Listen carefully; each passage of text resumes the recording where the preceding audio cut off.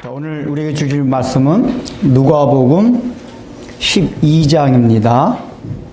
13절에서 21절까지입니다. 러시아에서 내려오는 이제 전래 동화 가운데 이런 얘기가 있습니다. 여러분도 아마 들으셨었던 내용일 겁니다. 한 임금님이 이제 어떤 사람 불러가지고, 야, 너 지금부터 시작해. 아침에 이제 불렀습니다. 불러가지고, 너 저녁까지 다 해가 지기 전까지 너가 걸을 수 있는 데 최대한 많이 걸어가지고 여기 딱 돌아오게 되면은 너가 걸은 땅은 다 너에게 주겠다. 러시아 땅이 얼마나 넓습니까? 그렇게 얘기했대요. 그러니까 이 사람이 얼마나 신났겠어요. 딱 한 푼도, 땅이 하나도 없는데 맨날 소작 남의 땅 빌려가지고 농사 짓고 있는데 잘 됐다 싶어가지고 막 걷기 시작했어요. 아침에. 밥도 안 먹고, 왜냐면 밥 먹는 시간도 지에 내가 하루만 굶으면, 하루만 한 끼만 안 물면 더 많은 땅을, 내가 30분 동안 걸으면 더 많은 땅을 내가 얻을 수 있는데, 하고서 점심도 안 먹고, 저녁도 안 먹고, 해가 질 때까지 그냥 막 끝없이 갔대요. 생각해보니까 임금님과 약속한 시간이 해가 질 무렵이잖아요. 깜짝 놀래가지고 막 뛰어가지고 이제 임금님 막 해가 질 무렵이니까 막 너무나 멀리 간 거예요. 그래서 막 뛰어가지고 임금님 앞에 딱 왔는데 너무 뛰어가지고 숨쳐서 죽었대요. 그러니까 적당히 욕심을 부리고 그냥 이렇게 한 두세 시까지 딱 갔다가 다시 돌아와야 되잖아요. 돌아와야지 이제 그 땅이 자기 땅이 되는 건데 너무 욕심을 부리다가 하나의 땅도 자기 땅으로 삼지 못한 그런 얘기입니다. 그러니까 이제 그 동화에서 말하고자 하는 게 무엇이죠? 이게 인간이 이렇게 탐욕스러운 존재이다. 그런데 그렇게 탐욕을 부리면은 정말 얻을 것도 아무것도 얻지 못하는 게 우리의 삶이다. 이런 걸 이제 전해줍니다. 맞습니다. 우리 인간이 굉장히 탐욕적이에요. 그러니까 여러분들 이렇게 동물의 세계 같은 거 보면은 동물들은 딱 자기가 배고플 때 배고픈 거 필요한 것만 딱 잡아먹고 아무리 그 다음에는 뭐 이렇게 사자가 노루를 보고 무슨 다른 말을 보고 다른 걸 봐도 잡아먹진 않아요. 근데 인간만 배불러도 계속해서 쌓아두고 벌어두고 저장해둡니다. 그래서 인간이 유난히 탐욕이 굉장히 많은 존재다. 이렇게 얘기를 합니다. 그래서 이제 사람들도 이게 사람이 이렇게 탐욕이 많으니까 또 탐욕의 끝이 결과가 좋지 않으니까 탐욕을 부리지 말고 살아가자. 이렇게 얘기들 해요. 생각들을 해요. 근데 그렇게 됩니까? 그렇게 안 돼요. 우리가 설교 때마다 얘기하는 거지만은 어떤 좋은 취지, 그런 좋은 것들을 다 인간이 생각을 하는데 그렇게 되려고 하는데 되어지지가 않아요.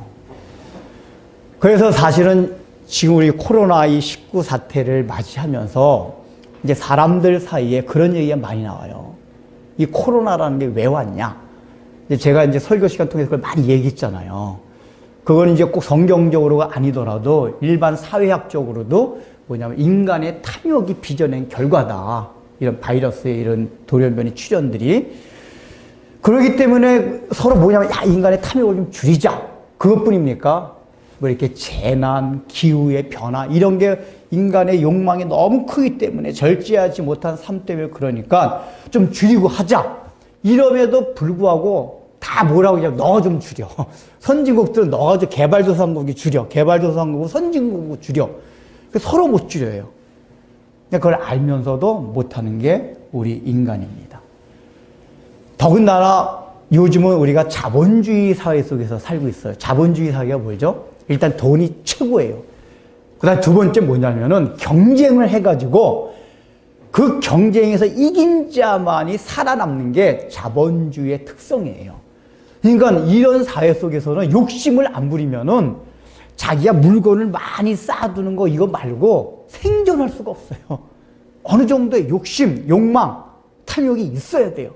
그래서 자본주의 사회에서는 욕심 자체가 잘못된 게 아니에요. 성경에서도 사실 욕망이라는 것 자체를 부정시하는 건 아닙니다. 잘못된 욕망을 나쁘다고 생각하는 거지. 그런데 우리가 살아가는 이 사회 속에서는 이 자본주의 사회에서 욕망을 더더욱 부추겨요. 부추겨요. 소비, 욕망 이런 걸 미덕이라고 칭찬합니다. 그렇기 때문에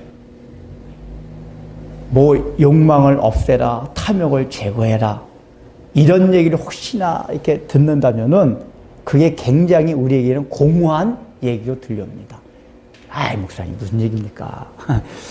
성경에 혹시 탐욕을 부리지 말라고 했대도 그건 성경의 얘기일 뿐이지 실제 현실 가운데서 우리가 욕망이 없으면 어떻게 살아갑니까? 라고 반문을 합니다. 그런데 성경이 우리에게 말하는 것은 뭐냐? 너희들이 탐욕을 갖고 살아가게 되면은 그 결국이 행복하지가 않다. 그러니까 왜 우리가 탐욕을 가지고 살아가게 되냐면은 우리가 갖는 생각은 탐욕을 가져야만 생존 경쟁에서 살아남을 수 있고 또 내가 즐겁고 행복할 수 있다고 생각을 하기 때문에 욕망을 갖는단 말이에요.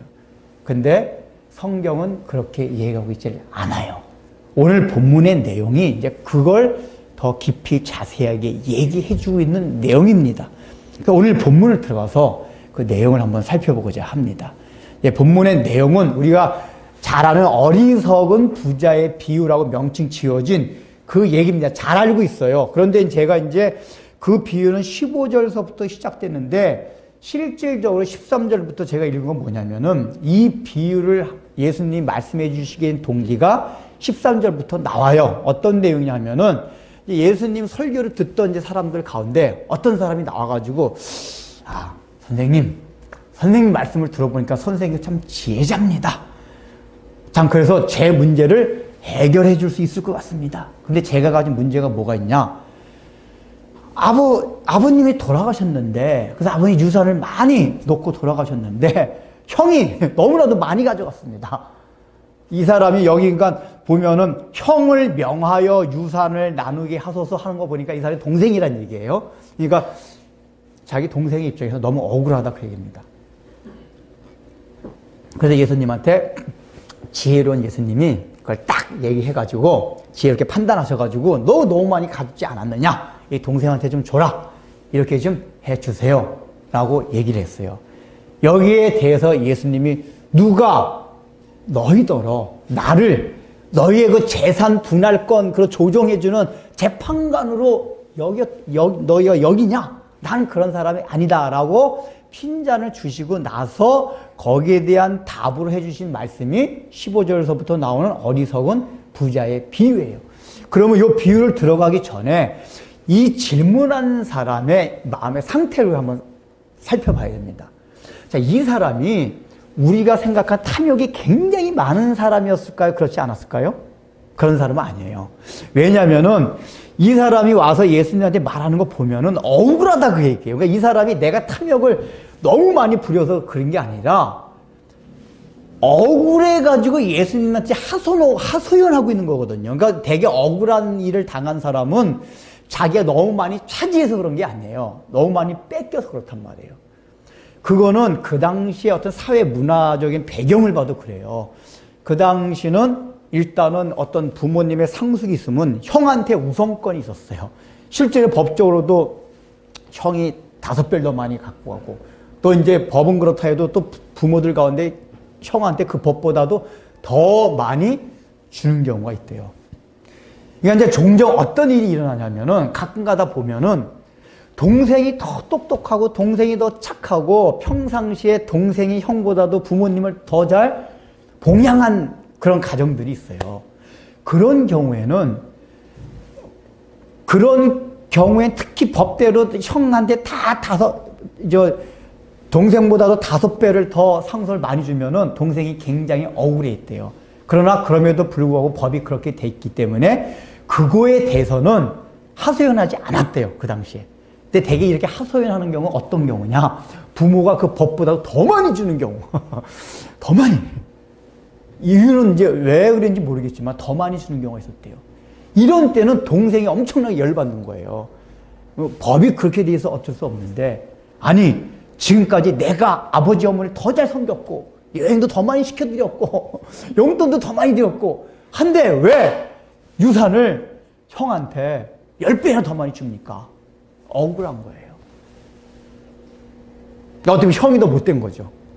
아니면 이제 형이 아버지, 어머니가 그렇게 할 수 있고, 형이 이제 또 아주 그냥 비열한 방법을, 편법을 써가지고 많이 취할 수도 있고, 어떤 경우인지 모르지만은 동생이 억울한 일을 당해서 예수님한테 지금 이거를 요청하고 있다는 얘기예요. 자, 그러니까 이런 상황이란 얘기는 동생이 이렇게 우리가 흔히 생각하는 탐욕스러운 사람은 아니란 얘기예요. 오히려 볼 땐 형이 더 탐욕스러운 사람이에요. 형이. 여기 본문에 나오진 않았지만은. 그러면 예수님이, 그래. 너가 억울한 일을 당했구나. 알았다. 아마 그 자리에 형이 있었던 것 같아요. 그러니까 선생님께서 말씀해줘가지고 이렇게 해달라고 했겠죠? 너 일로 와봐. 너 여차차 해가지고 좀 동생한테 더 줘라. 이렇게 해야 될 것 같은데, 예수님이 뭐라고 말씀하시냐?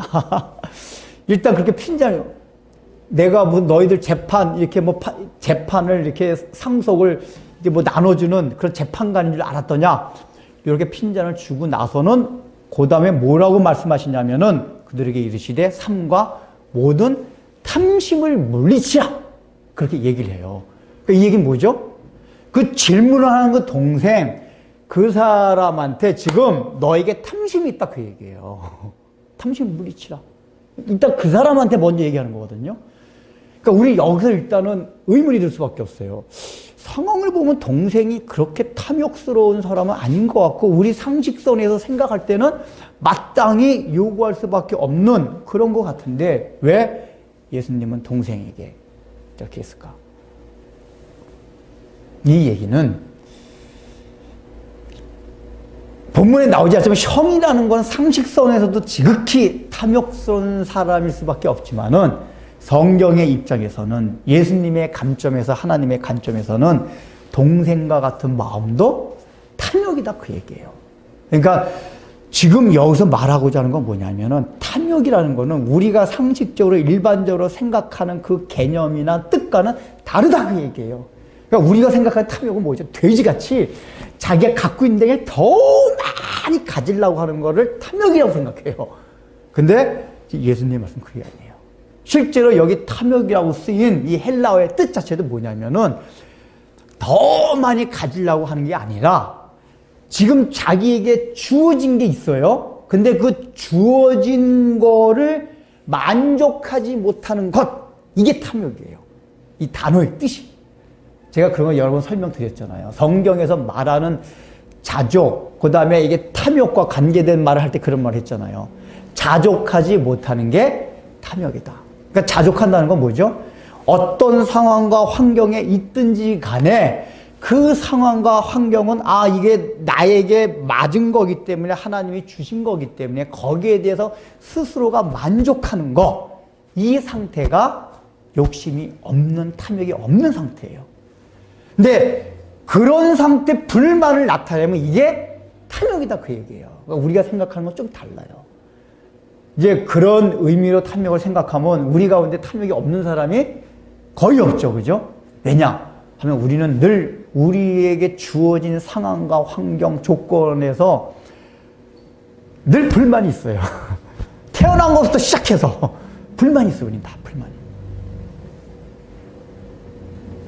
그 예수님은 그런 불만 있는 이거를 지금 탐욕이라고 얘기하면서 지금 이제 이 비유를 얘기하고 있는 겁니다. 그리고 여기 질문에서 하나 살펴야 될 거는, 누가 너희들의 재산을 나누어지는 재판관을 했다냐. 이 얘기가 뭐죠? 예수님을 따라다니면서 예수님을 믿는다고 하는데, 예수님을 믿는 목적이, 예수님께 기도하고 요구하는 모든 목적이 우리가 살아가면서 현실적으로 필요한 문제만 해결해주는 분, 이런 분으로 나를 알지 말란 얘기예요. 예수님을. 그러면 이제 이런 질문이 또 대두가 될 수가 있어요. 목사님, 그럼 우리가 삶 속에서 살아가면서 다 필요한 거 기도하지 말란 얘기입니까? 그게 아니라 그랬죠. 그게 아니라 본질적으로 우리가 하나님, 예수님을 알 때 어떻게 알아야 되냐? 이게 오늘 고난주기라는 이 얘기를 하는 거예요. 나중에 예수님이 그 얘기를 해요. 지금 예수님을 따라다녔던 사람, 예수님께서 이제 십자가에 못 박혀 죽기 위해서 예루살렘에 입성하고 있어요. 그때 종려주의라는 건 뭐냐면은 예루살렘에 입성을 하니까 사람들이 막 호산나 호산나 하면서 예수님을 다 환영을 해요. 왜 환영을 했죠? 야, 예수님이 우리의 현실적인 문제를 해결해 주시러 이 땅에 오셨다. 예루살렘에 입성하셨다. 이것 때문에 그런 거란 말이에요. 근데 예수님이 예루살렘에 들어가신 목적이 무엇입니까? 고난받고 죽기 위해서 들어가셨단 말이에요. 그러니까 우리가 예수를 믿을 때는 가장 먼저 뭘 생각해야 되냐? 고난을 받고 십자가에 죽으신 그 예수님을 따라 좁은 길을 가서 나중엔 십자가에서 죽음을 당하고 그걸 통해서 영광을 받기 위해서 예수를 믿는 거다, 그 얘기예요. 그러니까 본질적으로 궁극적으로 그 목표를 딱 설정을 해놔야 돼요. 이걸 해놓은 상태에서 우리가 여러 가지 기도를 할 수가 있어요. 근데 오늘날의 우리 모습을 보면은 여기 질문한 동생과 같이 그저 현실적으로 나의 문제만 해결해 주시는 분, 이런 분으로 많이 생각한단 말이에요. 예수님 거기서 no, 아니다. 나는 그걸 해결해 주는 분이 아니다, 그 얘기예요. 뭐예요? 너희의 내 죄 때문에 왔다. 십자가에 죽으러 왔다.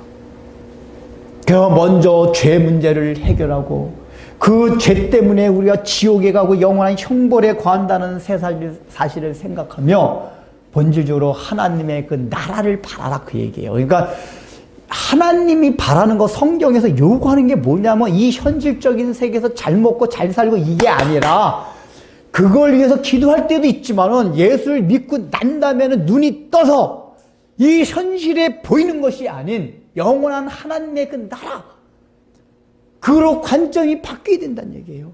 그걸 구해야 된다는 얘기예요. 이제 그걸 얘기하는 거예요. 그럼 이제 비유를 들었죠? 그래서 이 비유 안에는 지금 말한 그런 뜻도 있어요.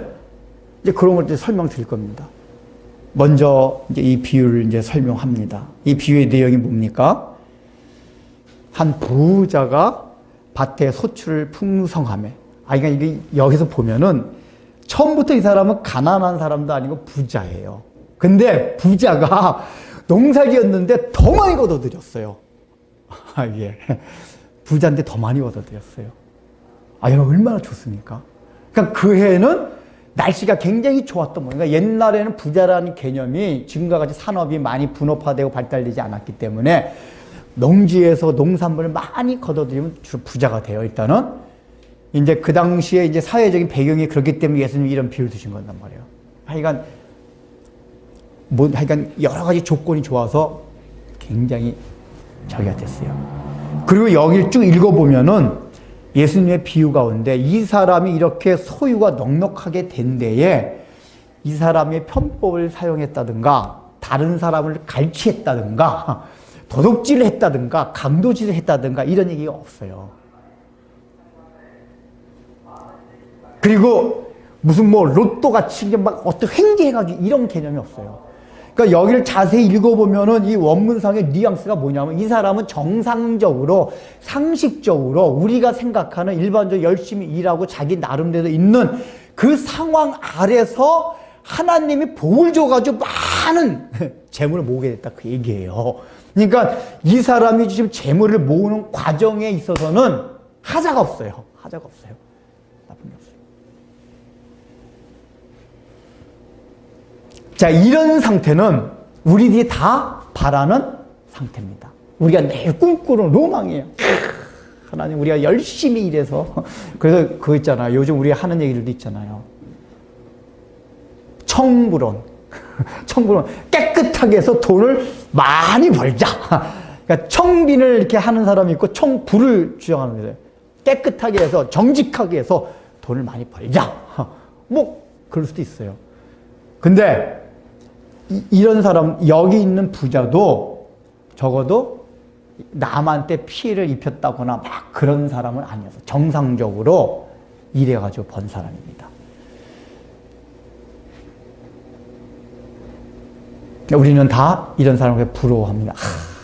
하나님, 저도 한번 그런 거 해보, 로또는 아니더라도 직장 잘 들어가고 백마 탄 왕자 만나가지고 좋은 결혼 해가지고 행복하게 좋은 집에서 각 한 달에 한 번씩 세계 여행도 다니고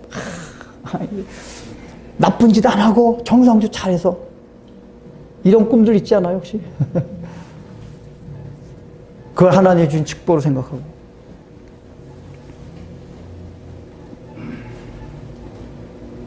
그런데 이제 예수님이 거기에서 그 다음에 이 사람이 이제 어떻게 나오냐. 이 사람의 그 다음에 뭐냐면 늘 이거 막 많은 곡식을 이제 이게 많이 거둬들이니까 그 다음에 뭐냐면 행동이 뭐죠? 심중에 생각하여 이르되. 심중에 생각하여 이르되. 아직까지 하진 않았어요. 야, 이 곡식 쌀 것이 없으니 어찌할꼬. 행복한 비명이에요. 돈이 막 옛날에 제가 아는 어떤 분은 사업을 했는데 돈이 막 가만히 들어왔대요. 가만히. 사업이 한참 잘 돼. 가만히로 돈이 들어왔대요. 그러니까 얼마나 돈이 많이 들었는지 어찌할꼬 그냥 막 어쩔 줄을 몰라요. 돈이 많이 들어서. 아, 너무 좋을 것 같지 않아요? 돈이 가만히로 막 그냥. 이 사람이 그런 상태예요, 지금. 막 쌓아둘 곳이 없어서 어찌할꼬. 쌓아둘 곳이 없어. 그래서 또 내가 이르되 이렇게 하리라 하고 내 곡간을 헐고, 지금 곡간이 너무 작아요. 그 넣기에는. 더 많이 큰 곡간을 더 그냥 좋게 지어가지고 거기에다 쌓아두리라. 이렇게 얘기해요. 근데 여러분, 이게 나쁜 생각입니까? 오늘날로 말하면 이게 뭐죠? 저축하고 적금하고 보험 들고 이런 거예요. 이게 나쁜 얘기예요? 이 자체가 나쁜 행동이 아니에요. 아니, 그러니까 왜냐면 곡식이 많이 걷어들였으니까 그걸 저장할 더 많아졌으니까 지금까지 있던 곡간 창고는 작으니까 더 큰 거 짓겠다는 거 아니에요. 이게 나쁜 겁니까? 그러니까 우리가 생각해서 상식적으로 충분히 할 수 있는 행동이에요. 생각이에요. 근데 나중에 보면 예수님이 이런 걸 비판하시고 하나님의 관점에 뭐라 그러죠? 어리석다고 얘기를 해요. 여기 어리석다는 뜻은 우리말 번역이 어리석다고 돼 있지만은 뭐가 포함된 거냐면 악하다는 뜻과 악하다는 뜻이 같이 포함된 어리석은 거예요. 악하면서 어리석다고 얘기해요. 아니, 이런 게 왜 하나님께서는 이런 행동을 이렇게 생각하는 걸 악하다고 여겼을까? 어리석다고 얘기했을까? 우리가 경제적인 측면에서 보면 이게 어떤 거죠? 지혜로운 거예요. 저축을 해요. 아니, 곡식이 많이 들어왔다 막 버리면 되겠어요? 잘 쌓아둬야죠. 저축을 잘하고 어떻게 하는 게 재테크를 잘할 수 있느냐? 이거 잘하는 건 경제적으로 보면 아주 지혜로운 자들이에요. 근데 지금 그 재테크를 지금 잘하고 있는 이 부자를 향해서 예수님께서는 하나님께서는 어리석은 자라고 얘기를 합니다. 왜 그랬을까요? 근데 우리가 그 이유를 살펴봐야 돼요. 첫 번째, 여기서 본문에서 이 부자의 사고방식과 가치를 알 수 있는 단어들이 있어요. 단어들이 있는데 첫 번째 뭐냐면은 나라고 들어간 단어가 17절부터 19절까지 읽으시면서 나라고 들어간 단어가 몇 개 나오나 한번 살펴보세요. 하나씩 쉬어봐요. 17절부터 19절까지 내가 그러니까 이런 단어를 한번 다 찾아보세요. 6개 나오죠. 17절에 심중에 생각하게 된 내가 한번, 그 다음 18절에 또 이르되 내가 이렇게 하리라. 그 다음에 내 곡간을 되게. 그 다음에 또 8절 맨 아래 내 모든 곡식과 물건을 19절에 또 내가 내 영혼에게. 이 성경의 기자가 이제 이게 원래 글을 쓸 때는 같은 말을 반복해서 쓰는 게 이게 좋은 기술법이 아니에요. 예. 똑같은 거 대명사로 쓰고 그러잖아요. 근데 지금 하나님은 이 누가로 하여금 의도적으로 이 단어를 많이 쓰게 하는 거예요. 내가. 왜 그랬을까요? 지금 이 부자의 이 사고방식과 가치가 뭐냐? 굉장히 자기중심적이라는 얘기예요. 자기중심적. 모든 삶의 밑바닥에 깔려있는 것 자체가 나예요. 나예요. 이 자기중심적이라는 얘기는 우리가 생각할 때 이걸 오늘날 우리 생각 이기주의만 생각하면 안 돼요. 이기주의보다는 개인주의에 더 가까워요. 개인주의가 뭐지? 이기주의는 남에게 피해를 입히면서까지 자기의 이득을 얻으려고 하는 게 이기주의예요. 근데 개인주의는 뭐냐면 남한테 피해 입히는 건 아니에요.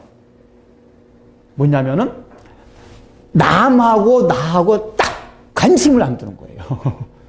모든 생각과 행동 속에는 자기뿐이 없어요. 남이 잘 되든지 못 되든지 상관 안 하겠다 그 얘기예요. 내가 중요하다고 내가.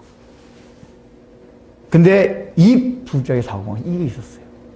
내가 가장 좋은요.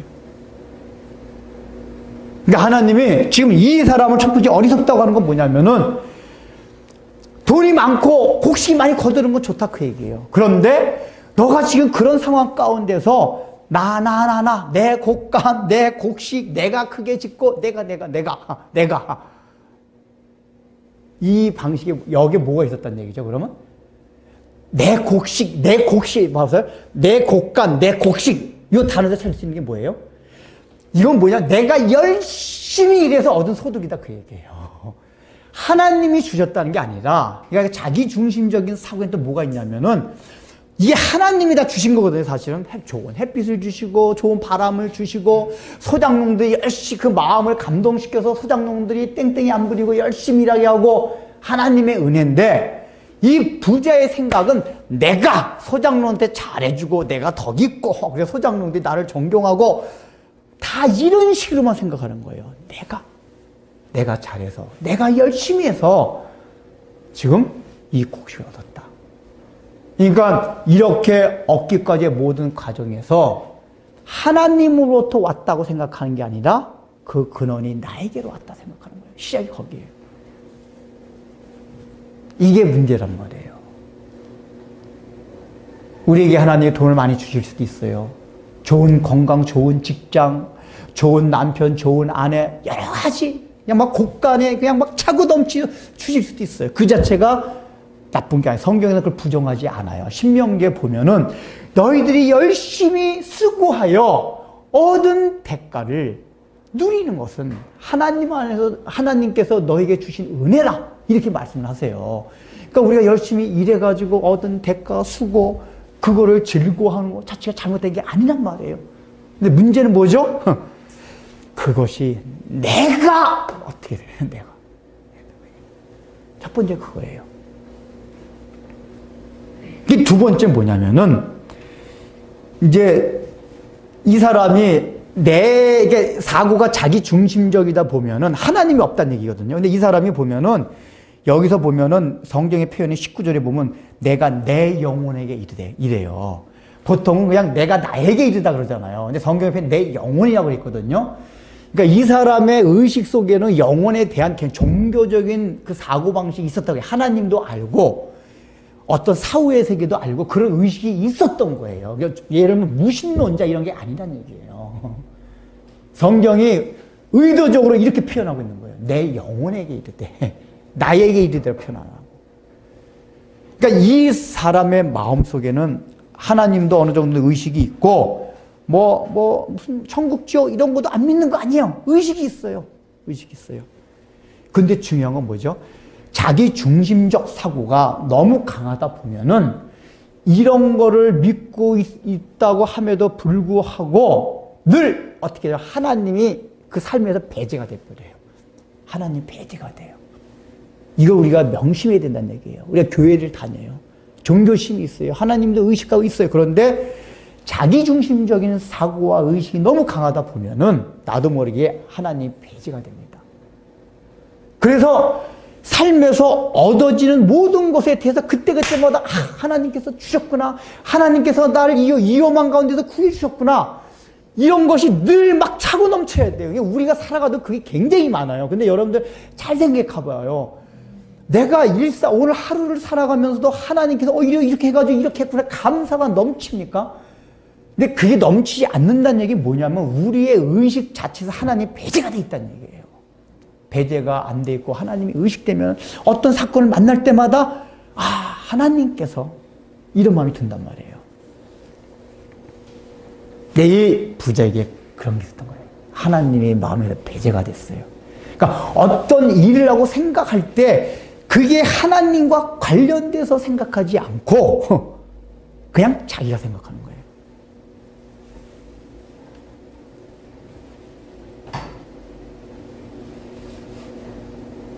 그러다 보니까 이 사람의 특징이 뭐죠? 하나님으로부터 온 것으로 생각하지 못했기 때문에 이게 재물뿐만이 아니에요. 사고방식이 그렇다는 얘기는 뭐냐면은 자기의 건강, 생명, 목숨까지도 자기 거로 여기고 있다는 얘기예요. 그러니까 여기서 19절에 뭐라고 하죠? 내 영혼에 이르되 영혼아 열에 쓸모를 다 이렇게 하고, 이것도 뭐냐면 자기가 금방 죽지 않을 것처럼 생각하고 있다는 얘기예요. 이게 지금.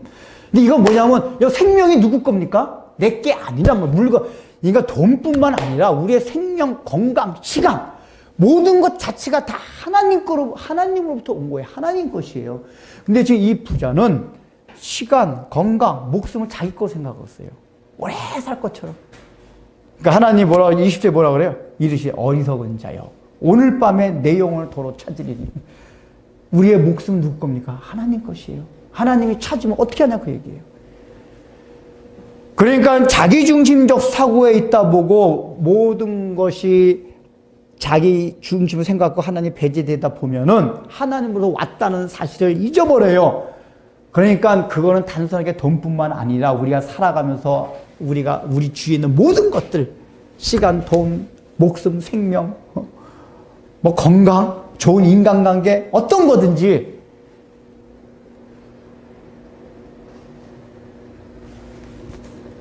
그게 영구히 될 것처럼 착각을 한다 그 얘기예요. 여러분, 그건 개인적인 뿐만이 아니에요. 우리가 코로나19 사태를 바라보면서 사람들이 그런 얘기 많이 하잖아요. 믿으나 안 믿으나. 야, 인간이라는 게 그렇게 과학기술이 발달되고 AI를 만들어내고 얼마나 대단해요. 근데 그런 대단한 존재 같은데 그 눈에도 보이지 않는 바이러스 하나 때문에 우리가 이게 지금 쩔쩔매고 있구나. 그러니까 인간의 과학기술 문명의 발달로 인해 가지고 얼마나 우리 세계가 막 번영이 되고 잘 살 것처럼 생각했어요. 이게 영구히 됩니까? 안 그래요. 왜 그렇죠? 그런 것이 다 인간으로부터 왔다고 생각하다 보니까 착각하고 사는 거예요.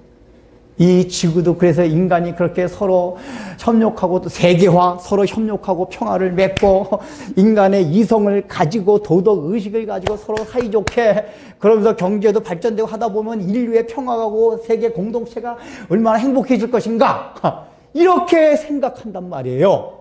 네, 하나님이 말씀하신 꿈 깨라 그 얘기예요. 내 영혼을 오늘 밤에 찾으니 그건 개인뿐만 아니라 온 인류에게 하시는 말씀이에요.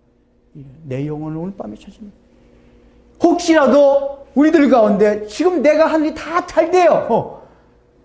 그럴 때 늘 주의해야 된다 그 얘기예요. 이게 내게 아니다. 어느 날 그것이 없어질 수도 있는 거예요. 내게 아니에요. 내게 아니란 얘기는 언제든지 그게 내 손에서 떠날 수 있다는 의식을 갖고 살아야 돼요. 그게 돈, 건강, 시간 모든 게 다 그래요. 시간도 여러분 우리가 주구장창 주어졌습니까? 일반적으로 주어진 게 7, 80년 그것도 몰라요. 오늘 돌아가다 교통사고 무슨 재수없게 그런 얘기 이를테면 옛날에 누가 그랬잖아요. 이렇게 길거리 가다가 미친 사람한테 칼에 찔려서 죽었대요. 어떤 정신 이상자가 갑자기 치는 칼에 해가지고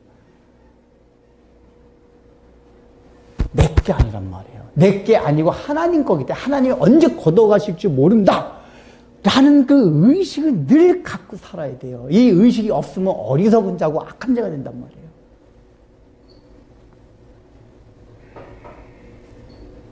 그리고 세 번째는 뭐냐,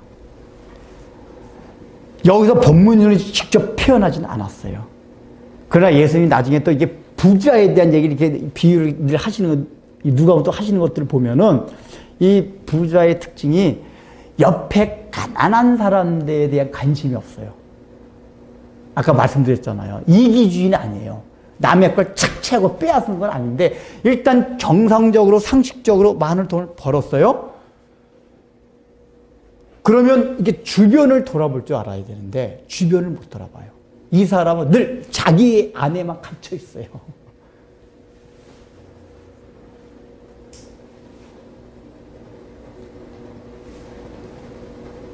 내국간이니까.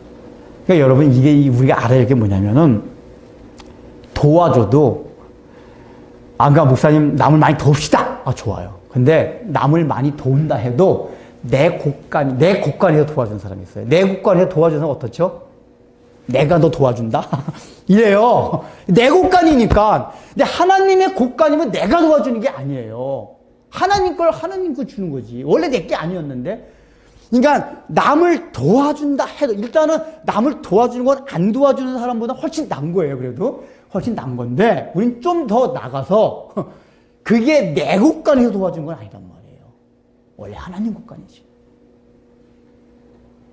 이거 원래 이건 뭐냐가 내가 내 곳간이 그러니까 내 곳간이 하지 맙시다. 지금 내가 관리하고 있는 곳간이 막 가득 차게 하나님께서 해줬어요. 이거 어차피 내 게 아니에요. 내 게 아니에요.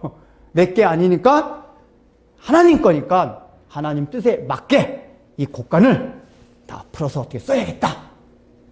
그게 돈이든지 시간이든지 공부든지 어떤 거든지 상관없이 이걸 하나님을 위해서 사용해야겠다. 그러면서 어떤 마음이 들어야죠? 자랑할 게 없는 거예요. 하나님 거니까. 내가 너 도와줬다. 내가 너 그때 도와줬는데 너 이 쌩 까고 그러고 있어? 이러면 자기가 도와준 거예요. 자기가 도와주고 잊어버려야 돼요. 왜냐? 내가 도와준 게 아니니까. 하나님 거니까. 근데 우린 늘 도와주고 나면 내가 너 도와줬는데 내가 그때 너 찾아가자. 이거는 시간을 다른 사람 내주는 거거든요. 내가 그때 너 찾아갔는데 내가 이렇게 찾아오지 않아? 이거는 뭐죠? 내 시간을 그 사람한테 사용한 거예요. 근데 우리는 내 시간이 아니에요. 하나님 거지. 그래서 내가 그렇게 찾아갔는데 그 사람이 안 찾아와도 아무 상관이 없어야 돼요. 우리 그리스도인은. 그걸 바라면 어리석은 사람이다. 그 얘기예요.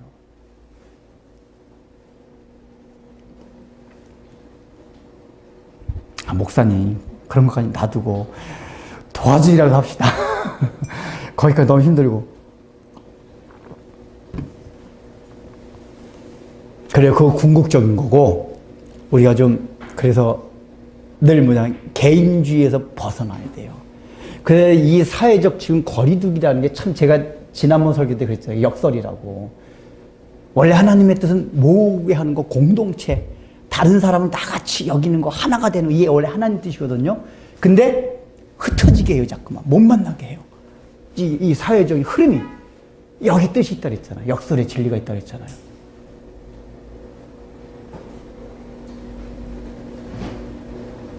이럴 때 첫 번째 뭐냐? 이렇게 흩어질 때 우리는 내 자신을 살펴봐야 되잖아. 하나님,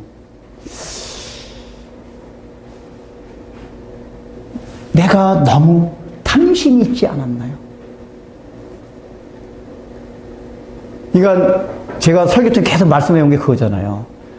우리가 경제 활동을 하고 사람을 만나고 막 하는 행동, 우리는 그걸 탐심이라고 생각하지는 않았어요. 그런데 그렇게 하는 모든 활동 가운데 나의 마음에 자족함이 없어서 했던 것들이 있지 않냐 그 얘기예요. 그럼 그게 다 탐심을 위한 활동이란 말이에요. 그러면 이 사회적 거리두기라는 혼자만에 있는 시간이 왜 중요하냐면 그런 걸 성찰할 수 있는 기회예요. 못 만나고 못 다니고 다 그러고 있잖아요. 그러면 하나님 앞에 내가 그때 사회적 거리두기가 없을 때 이 코로나가 없을 때 내가 생각하고 행동했던 모든 반경과 그 범위 안에서 내가 뭔가 자족하지 못해서 했던 것이 없었는가? 이거를 생각해보는 기회가 돼야 된단 말이에요. 이 사회적 거리두기 이 시간이 환경적 그렇게 됐잖아요. 그게 중요해요. 그래서 탐욕, 나에게 그런 탐욕이 있었나 없었나? 그러면서 또 반대가 뭐죠? 성향이 사람 만나는 거 안 좋아하는 사람이 있거든요. 나 사람 만나면 귀찮고 나만 싫어하다. 그래서 그런 사람이 있대요. 요즘 너무 잘 됐다. 안 그래도 사람 만나고 귀찮고 싫은데 환경이 이렇게 되다 보니까 잘 됐어. 핑계 대기 좋고. 그래서 이런 사람들은 물리적 거리두기가 인간적 거리두기 된대요. 자기 세계에 더 갇혀서. 이게 아니야. 그러니까 이러고 있지만 그 마음속에서는 더욱더 사람을 생각하고 그 사람을 더 기도하고 만나지 못한다 해도 이런 거를 더 길러야 된다 그 얘기예요. 그래서 오히려 이 사회적 거리두기로 인한 이런 상황 속에서 지금 막 그 양극화 현상이 심해지잖아요. 어려운 사람이 더 힘들어요. 이럴 때는 우리가 그런 걸 고민해야 돼요. 야, 이렇게 어려운 사람들이 덜 고통을 받을 수 있는 길이 없을까? 그걸 우리가 고민하고 기도하고 실제적으로 구체적으로도 정부에서 그런 실제 기술을 좀 따라야 되고. 그러니까 우리는 지금은 뭐냐면은 우리 생각에 더 어렵고 가난하고 더 고통을 당하는 사람들에게 내가 어떤 거라도 도움이 될 수 있다면 해야겠다는 마음과 기도를 해야 돼요. 우리가. 그게 나라는 그 나 중심적인 삶과 사고방식에 벗어나는 거예요. 그래서 진짜 요즘 보면 그 현상 두 가지 다 있어요. 이렇게 사회적 거리두기란 힘든 상황 속에서 그 인간의 또 악함이 나와가지고 더 이기주의적인 막 사재기하고 우리나라는 없는 외국에 그런 게 있잖아요. 그러니까 요번에 알게 된 게 선진국 다 꽝이었어요. 우리나라가 선진국, 우리나라가 선진국에 보니까 우리나라가. 참 우리나라 옛날부터 예의 바른 민족, 동방 예의주의라고 했는데 참 우리나라 사람들 참 하나님이 참 우리 예맥주 우리 한민족 사랑하신 것 같아요. 선진국에 하는 해가지고 그 우리나라 사람들 봐봐요. 어디 막 저기 대구에서 의료진들 모자란다 그러니까 휴가 자기 지금 휴가고 다 정년퇴직했는데 불구하고 달려가서 같이 해주고 하여간 그래도 이렇게 희망적인 우리가 소식들을 접해요. 감사해요. 어쨌든.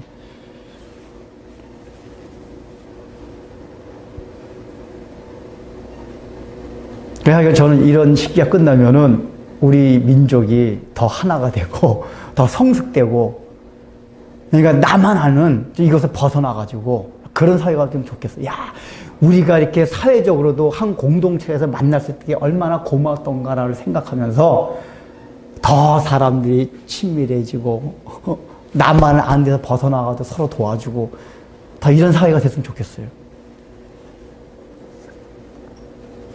그래서 여기 마지막 20절에 정리하고 끝내겠습니다. 자기를 위하여 재물을 쌓아두고 하나님께 대하여 부요하지 못한 자가 이와 같으니라. 예수님 마지막 말씀하시는 거예요. 너희들 지금 가진 것들 너 중심적으로 생각해서 그게 너로부터 생각했다고 해가지고 그러니까 자기로부터 주어진 거로 생각하는 데 자족함이 없어요. 남을 도울 수도 없어요. 근데 그런 자에게 하나님이 어느 날 문득 너 그렇게 계속 생각하면 내가 너 영혼을 오늘 되찾겠다. 되찾겠다. 다 빼앗아 오겠다. 여기에 대해서 우리가 마음에 경각심을 가져야 돼요. 그러면서 하나님께 대하여 부요한 자가 돼요. 하나님께 대하여 부요하다는 얘기가 뭡니까? 하나님께 부요하다는 얘기가? 그러니까 하나님으로만 자기의 부유함을 삼는 사람이에요. 하나님께 표현이 지금 하나님께 대하여 부유하지 못한 자가 그러니까 자기를 위하여 재물을 쌓아둔 사람이 뭐냐면 하나님께 대하여 부유하지 못한 자라고 했잖아요. 그러니까 자기를 위하여 재물을 쌓지 않는 자는 무슨 자냐면은 하나님께 대하여 부유한 자예요. 그 하나님께 대하여 부유한 자라는 건 뭐냐? 하나님으로만 부유함을 삼을 수 있는 사람. 이게 하나님께 대하여 부유한 자예요. 그러면 하나님으로만 부유함을 삼는다면 어떻죠? 돈이 많으면 행복합니까? 행복하지 않습니까? 행복하지 않아요? 대답을 해보세요. 하나님으로만 부유함을 삼는 사람이 돈이 많으면 행복하지 않아요? 행복하죠. 행복해요. 그것도. 돈이 없으면 그것도 행복하고 하나님으로만 삼기 때문에. 왜냐하면 그 하나님으로만 삼는다는 얘기는 모든 근원을 하나님께로부터 오는 걸 생각한다 그 얘기예요. 그러니까 돈이 있어도 없어도 건강해도 건강하지 않아도 이래도 저래도 부유하다 그 얘기예요. 이런 사람이 재물을 땅에 쌓아둘 이유가 있겠어요? 많이 벌면은 고가를 헐고 하나님을 위해서 사용하게 되고, 그게 시간이나 돈이나 건강이나 어떤 거든지 자기를 위해서 사용한다는 거예요. 늘 자족이 있고. 근데 중요한 건 뭐죠? 이런 게 고난이고 좁은 길이에요. 목사 말씀하는 거 다 알겠는데, 사람이 어떻게 그렇게 살아가요? 오늘 종료질, 고난이 시작되는 종료질입니다. 사실은 이게 1년에 한 번씩 고난 주간만 생각할 게 아니라, 우리 그리스도인이 걸어가야 할 길이다, 그 얘기예요. 그러니까 이걸 위해서 뭘 해야 되죠, 여러분? 이 탐욕을 제거하고 하나님으로만 자기 삶의 부유함을 하기 위해서는 구체적으로 우리의 삶 가운데 필요한 게 뭔지 아세요? 절제예요. 절제. 근데 여러분, 이런 삶이 쉽지가 않아요. 쉽지가 않아요. 절제도 진짜 막 허랑방탕, 우리가 생각하기 윤리 도덕처럼 엄청나게 나쁜 짓 하고 이런 거 절제하는 건 당연히 하는 건데, 이렇게 정상적이고 상식적인 삶 가운데서 우리가 당연히 누릴 수 있음에도 불구하고 그거를 절제해야 된다는 게 굉장히 힘들어요. 그게 좁은 길이에요. 고난의 길이고 십자가의 길이에요. 그런데 우리는 이 길을 가야 돼요. 그게 주님께서 우리에게 주어진 명령이란 말이에요. 그래서 오늘 고난 주간 이제 시작되는 종료주일입니다. 우리가 교회 지금 나오고 안 나오고를 떠나서 우리의 삶 가운데 나의 탐욕스러운 불이 있다면 그걸 제거하고, 여러분 삶 가운데 그걸 구체적으로 어떻게 제거할 것인가 하나님께 기도하면서, 그게 힘들고 어렵지만 평생간 그 싸움이에요. 평생간. 그렇게 하심으로써 오히려 하나님께 대하여 아주 부유함이 충만해가지고 여러분 삶에 실제적인 행복이 찾아오기를 주의로 축원합니다. 오늘 위해서 기도하겠습니다. 하나님 아버지, 저희들을 구원해 주신 그 은혜와 사랑을 인하여 오늘 주님 앞에 예배하며 그 가운데 상징적으로 우리가 물질을 드림으로 주님 앞에 봉헌합니다.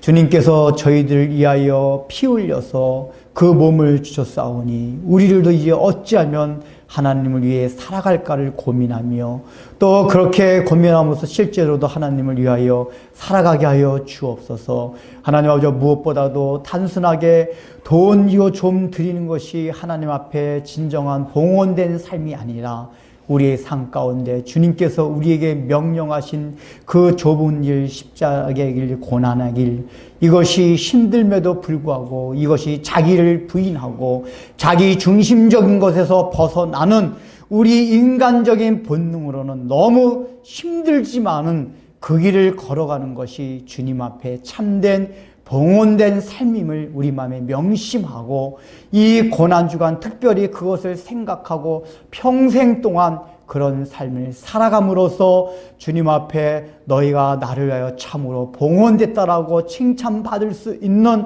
우리 모든 진리의 빛 성도들이 되게 하여 주옵소서. 예수님의 이름으로 기도드립니다.